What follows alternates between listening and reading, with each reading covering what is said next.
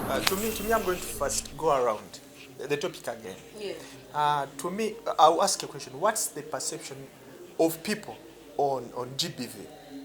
Before we tap into the lockdown and everything. So what is the real perception of people on GBV? Me, I would think is people have developed a mindset of accepting. People have grown over time to accept the acts of The societal attitude, yeah. of GBV. Yes. Like we are living with it, we are accepting it. It is and, normal. It's normal. Yes. If I see, let me say, Lawrence beating his wife, Yeah. there is no need of me to meddle in that And thing. you might ask and they're like, Lawrence, she did this, Uh, and you leave it. What Lawrence needs to say is the reason. Then You leave. yeah, I mean, I leave it. disciplining the wife, Then which is not true. that has created a mindset of us accepting. We are saying beating is okay, It's okay. if you have a reason, but that's wrong.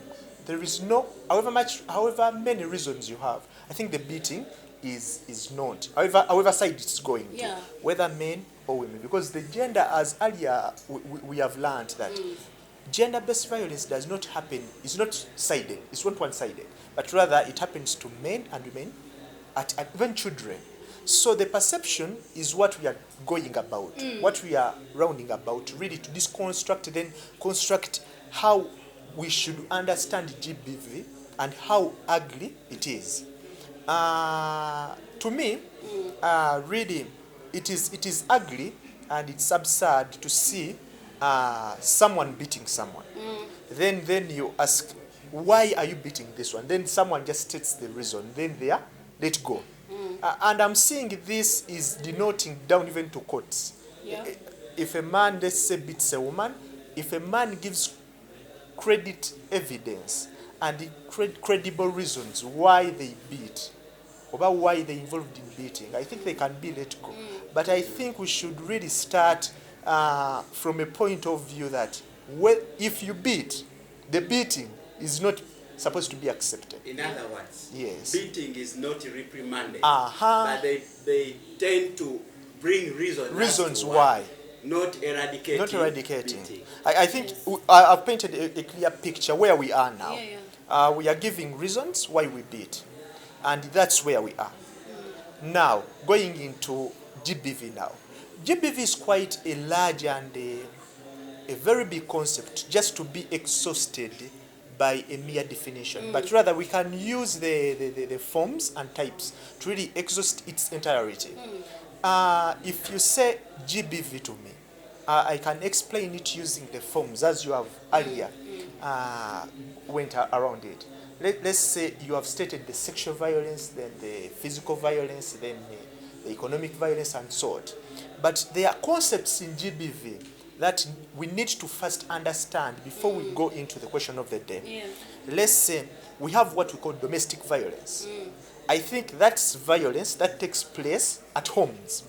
Yeah. And it can affect home any member of the family. family. Yes. And any member of the family can really be a perpetrator as well as they can be victim. Yes. Yes. So however much they are by the former lovers and let's say current lovers, Yes. it's all over internet. This is kind of violence. The honorable, Peter So Sematimba. that is both sexual and psychological. Because Yes. if I'm to look at Lucinda's case, I'm thinking how the daughter felt. How did the family members Yes, really how feel? the mom Even felt before about going to the this. family, how did this person feel? Because she lost self-confidence. yes. One, yes. That's where I think we should denote from. Then another concept, I think it could be VAR, the violence against women. Yes. I think most of the people misunderstand gender-based violence, misleading it to VAR. Yes. Most people think like gender-based violence is violence against women, which is wrong. Gender-based violence, as you hear the term gender as earlier illustrated, gender is man and woman. And what is man and woman? The roles, the expectations, attributes, which we are taught through the process of socialization.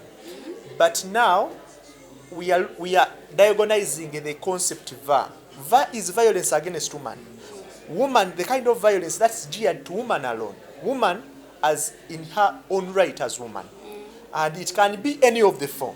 Yeah. It could be economic, it could be psychological, it could Emotional. be yes. So if the question at me going back to the question at hand today, if you say how has really the lockdown escalated the GBV, to me it is more of lockdown. It's not like lockdown has come then GBV has happened. GBV has been there, but GBV rates have really gone high. Yes. And even before entering that, let me first state this, that GBV is a typical felony. It's a crime, it's a battery, it's any word criminal in Uganda, on the Ugandan soil. So it's not accepted, and if you're found guilty or if you're found committing it, you're eligible to a sentence. So there is a legal framework behind GBV. We are not mentioning GBV here just for the sake, but it's a typical felony and a crime in which men and women have really gone to jail. We have the likes of this woman who killed him, this events planner, the famous events planner who was knocked down by a running car. Then we have seen the Kazini and wife. That was all GBV. And these women are in Luzira serving. And we have seen men on different accounts being sentenced to prison now, serving their own sentences. So we are saying that GBV, I had to remind people about that GBV is such unacceptable. It's not accepted. However much the standard and then the application, there is a gap between. Then going back to where I was now, because I had to first illustrate that then before coming here. Really, GBV and the lockdown, I think lockdown has been a catalyst for GBV. Yes. It was the missing pattern for GBV to really come out, to escalate. It was just that missing pattern in that puzzle to really put it out there that really people are suffering. And this is how we are suffering. Let's say, lockdown happened.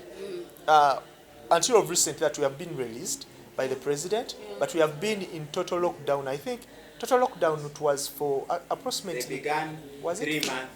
Yeah, 3 months.